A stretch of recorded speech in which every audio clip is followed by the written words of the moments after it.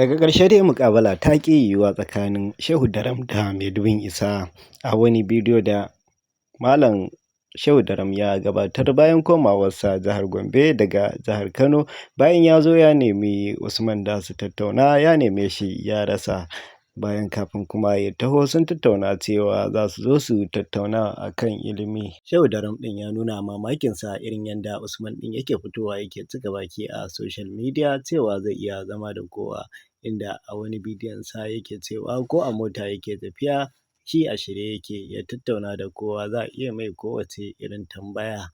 Sai dai a wannan lokacin da Shehu Daram ya ɗauko ƙafa tun daga jihar Gombe ya taho jihar Kano domin tattaunawa da Maidubin Isa. Maidubin Isa ya yi ɓatan dabo a jihar Kano inda aka neme shi aka rasa, kuma duk wata hanya da za a tattauna da shi ta gasa samuwa. Shehu Daram ya nuna mamakinsa inda Maidubin Isa ɗin bayan gama tsayar da maganar cewa za su tattauna ya nemi wayarsa ya rasa. Bayan sun ba shi damar cewa duk wata ƙa'ida da yake ganin ya kamata a saka a kan wannan muƙabala da za a yi, sun ba shi wuƙa da nama. Kai ka saka tsari, mai kasa tsari da kanka, ka ce ga abin da kake so a tattauna. Na biyu, ka ce ga yadda kake so a yi ɗin, in an tattauna in ka fi mu dalili za mu sallama mu bi ka. In mun fi ka dalili kai ma muka ce za ka sallama ka bi mu. Dukka wannan ka tsere. Ka dawo wai a tara maka duka malaman ɗariƙa. To dan Allah, in ba gauga'u ba, sufaha'u, in ba wawaye ba, wa zai bi wannan? Wa zai bi wannan? Wa zai tsaya yana ɓata lokacinsa wai wannan ne jagoransa?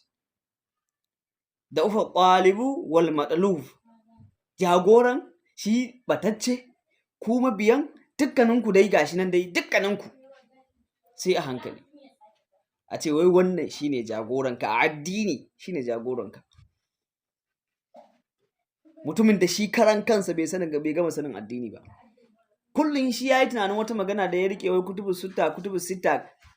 Wannan san ba magana ta ilimi ba. Inda za ka tutse shi a kutubu sita din, kai ba ta kutubu sita ba, ɗauko Sahih Bukhari.